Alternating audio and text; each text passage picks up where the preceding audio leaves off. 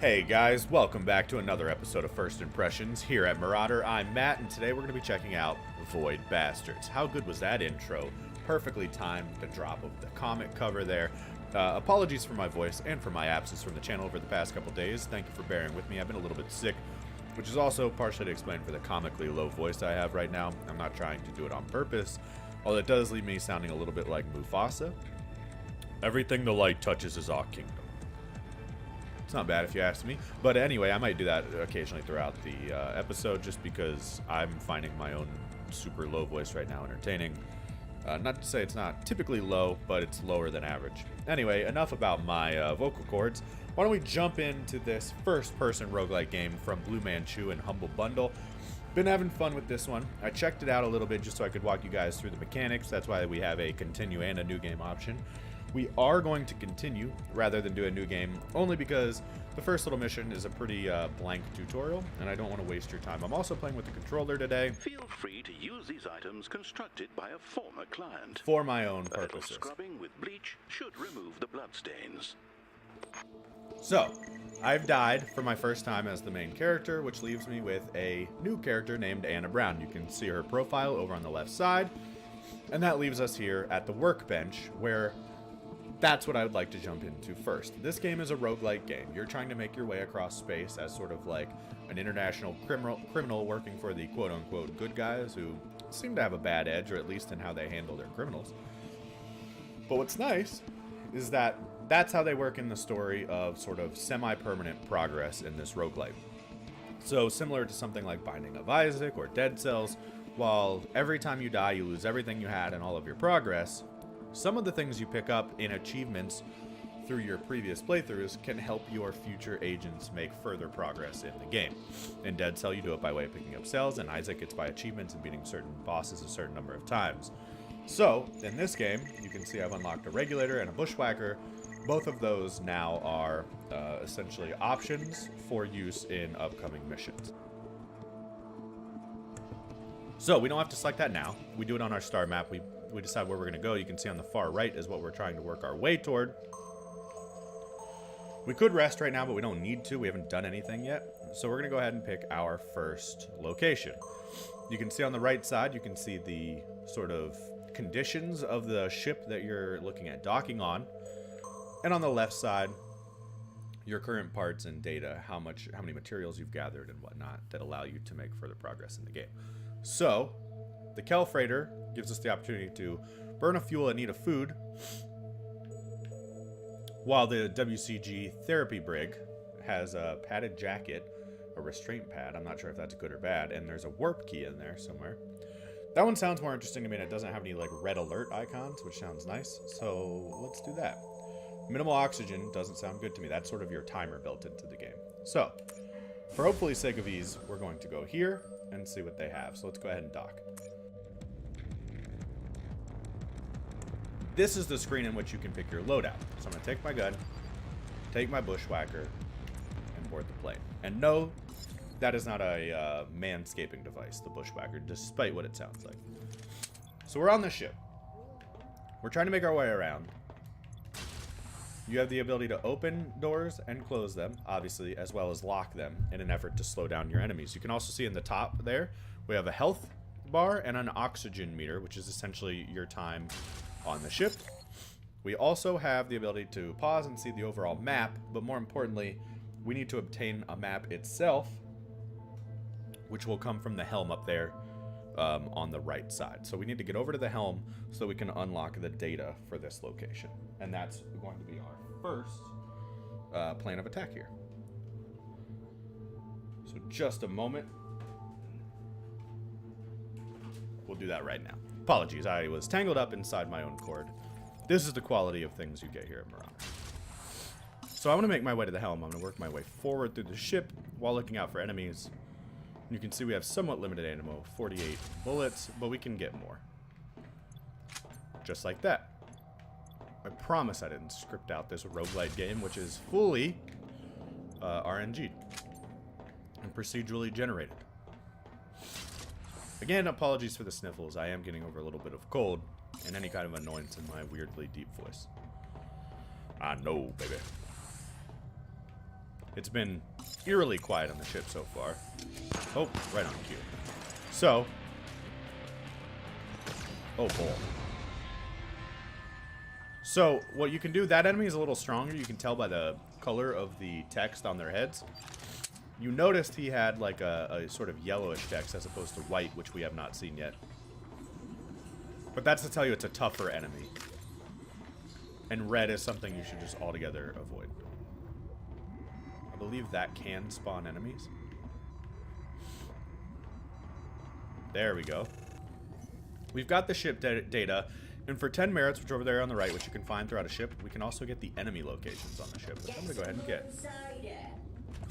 So that noob just walked by without seeing me. Blow it up. I need him to go in there to set that off.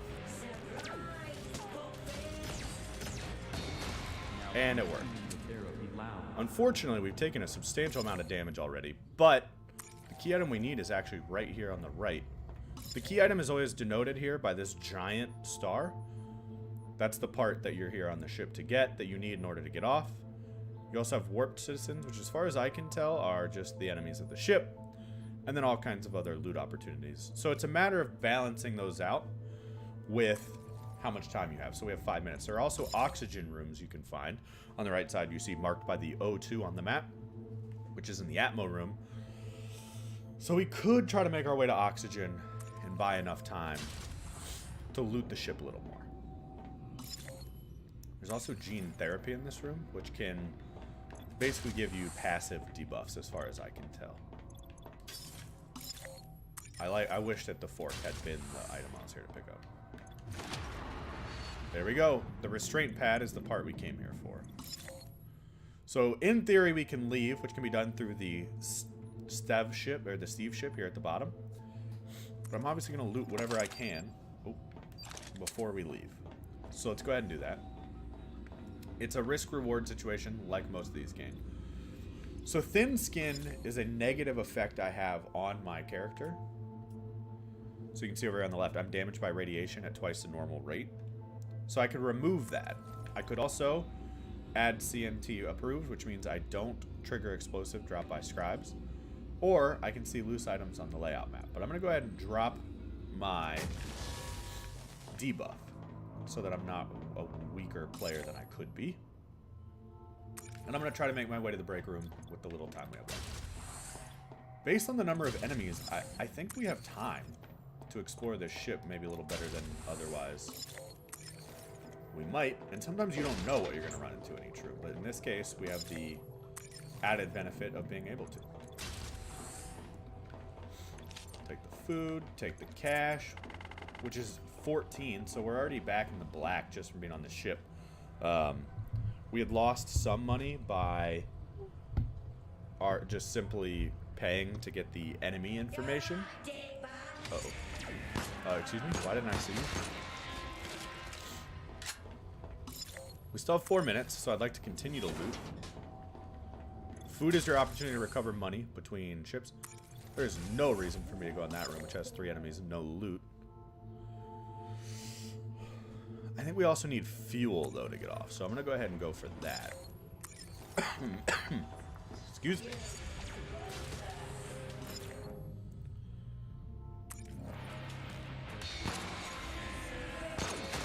Okay.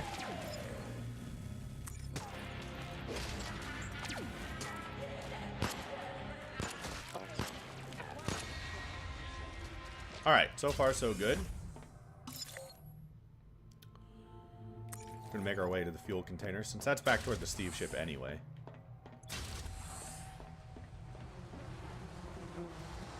Never bad to be overstocked if you have the time.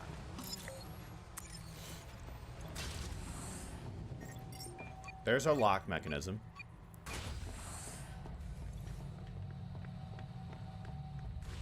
This is a relatively easy starting mission. Sir? Sir. I said it was easy and I put myself in a situation where we shot from all sides. Oh, I did not see the, like, elite. We've got ourselves in a bad situation. That's what I was wondering why it was missing. So now we're on the run a little bit, and that's okay. Well, it's not ideal, but it is okay. We can get out of this situation if we make some smart maneuvers. I'm still going to loot because I am who I am. And this should be our Stev ship, so we can get in here, close it, get on the Steve, lock it, make our way off the boat with our fuel and our main item. So there we go. We salvaged the restraint pad. We got 2 fuel items, 4 food items, and a work key. So we'll stow what we need, take the fuel, the food, and the work key, and we are ready. Typically, you could recycle what you don't need. Saw that item on the left, the finger, the food, that all becomes materials over there on the left, which you need certain amounts of in order to unlock and create things on your workbench. And you can see down there at the bottom, we can now craft a padded jacket. It takes, it'll add 200 health now that we have the padded restraint, and we can use that to build that and use on our character. This is exciting. Your KPIs are really trending up. My key performance indexes are trending. So, we could upgrade this if we had a flak vest and 200 health, so something to keep an eye out for as we look for future ships. That's something I want to show you here on this workbench. You can see all these different items, and I'll kind of scroll through them, just so you can kind of get a feel for the kind of things you're looking for as you dock the various ships.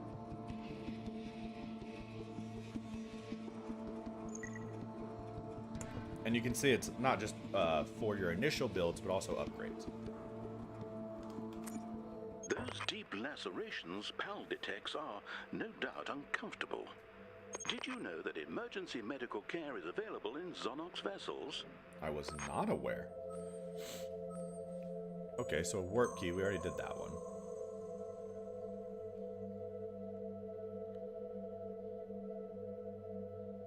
Let's see. We could jet here just to get fuel cells, which seems like an easy benefit. This has a power outage, but it has a fast whacker and a zapper. And then this cat ship is highly tempting. Control collar with unknown builds. But the extra fuel for free?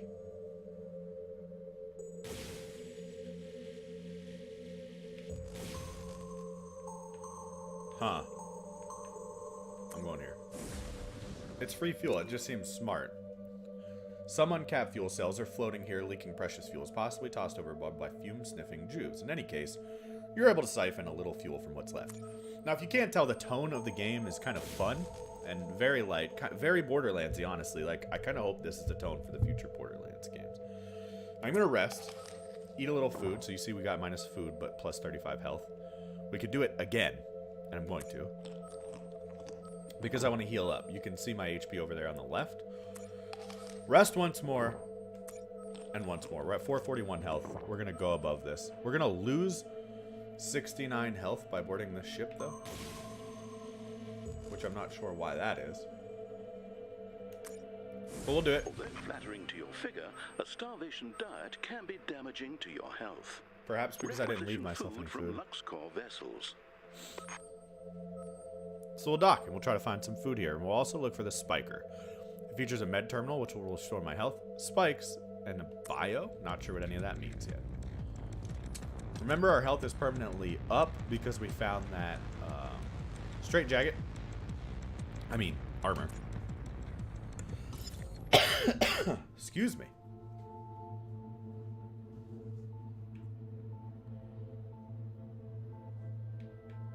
And we will go ahead and board the ship.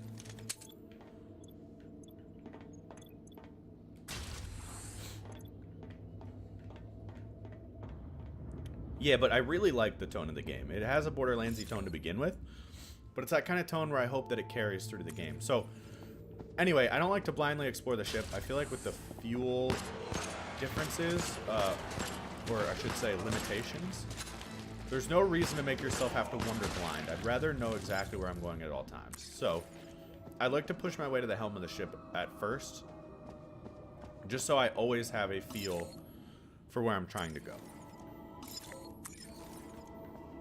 And then from there, you can kind of go and explore based on knowing your loot and potentially enemy locations if you make that investment. That's going to heal us. I'm going to save that for later, assuming I get hit again, which is very likely. If you've been following the channel long enough, you should know that. And you'll also notice the aesthetics of the ships change as you go. Color, but also by design. Glass doors rather than window doors. And the enemy variety changes the further you get. That said, and the... Not sure why, I just got goo all over me. I'm kind of like oily now. Weird. And that's what I was just about to say. There's not, I don't think, that much variety just yet in the actual locations, because it still is different ships. However, they add variety in a lot of the gameplay mechanics, like many roguelites, by what items you have and what kind of like conditions or buffs and debuffs you have. But also these like little conditions, like it's oily in there, that can lead to some fun new fighting environments. But I do need some different aesthetics as well, and so I'm curious to see how and if they work those things in as the game progresses. I just don't have enough information yet. Now those spawn zones, I'm not sure there's anything you can do with them. Like, I don't think I can shoot it or anything. But I would like to clean it up. We got our loot though. That's our med blower that we came here for. So everything else now is just gravy. There's a lot of loot straight across from me here, so I'm going for it. That also means probably a lot of enemies, but I ain't scared.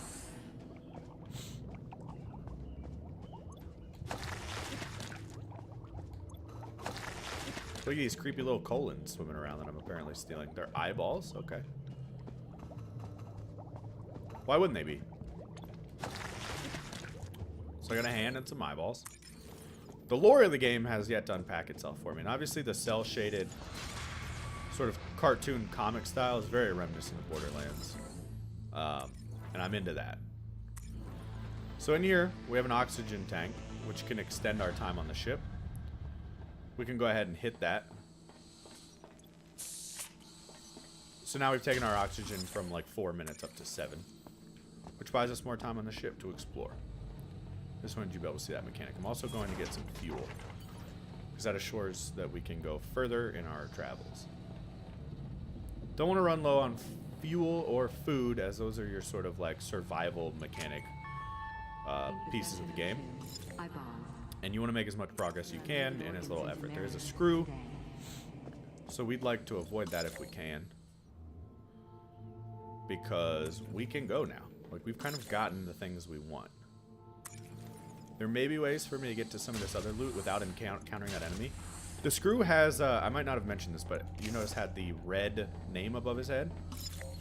That suggests he's an enemy too powerful for us. That's where you would turn on power if someone was lost on the ship. But anyway, that suggests it's an enemy that's too strong for you and that you're likely to lose to in combat. It's best to run. So it becomes sort of a cat and mouse game with those enemies. Not for the janitor ominously walking toward us, though. The problem is noise. Like, do you want to make noise and potentially attract him in order to kill a lesser enemy? But I kept in mind we have our heal out here, which I'm going to go ahead and tap into. And we're back at full health. And now we can just exit straight ahead and get back on our Steve. Because we've collected the loot from this particular level, which will help us to progress in the game. At the end, you can see your med blower, as well as some more fuel, and then some items to recycle. So we'll stow what we have. We'll recycle what we don't need. And we return to our workbench, where now we have a spiker. So you can see each of these items is creating new sort of cell trees to create newer and better items. And then you would then progress by building it. And then CG rewards proactive work. I'm making a note for your parole hearing. And then you could collect items like an ion brew or surgery for dummies, which I hope is a book, in order to create a better spiker. Or we've unlocked the opportunity to make a spike hunter if we get transit rights, so spikes can be found in Lux Suites. Or a banger, which is a bouncing grenade that rolls and explodes and kills people, as you would always want a grenade to do. So, that is your look at Void Bastards. Again, it's a game from Blue Manchu and Humble Bundle, a first-person roguelike created by those two, developer was Blue Manchu and the publisher was Humble Bundle. It goes for about 30 bucks, which, you know, mileage may vary, but I'd say if you're into roguelites and this sort of sci-fi comical space aesthetic, something like almost like a roguelike version of Borderlands, it'd be hard to say you should pass this one up. It has sort of that really thick kind of feeling of style, similar to what you'd see in, you know, not just Borderlands, but other games that just kind of go all in on that with the sort of like comic book menus. That's how it tells its story. We didn't really get a ton of cutscenes here, but that's how it tells its story. It's kind of a bunch of comic panels, and you kind of hit A, and as you next through them, it fills in the various panels.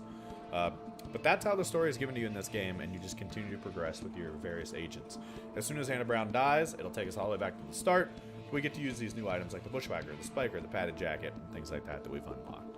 So guys, I hope you enjoyed this video, and let me know what you think of Void Bastards if you've played it yet or end up checking it out thanks to this video. And let me know down there in the comments. I hope you enjoyed this one. If you did, please hit the like button. It helps us out a lot. And hit subscribe if you want to see more from us. We look forward to seeing you around here at MurrOtter. Loved having you. Thank you for watching, and we will see you again next time.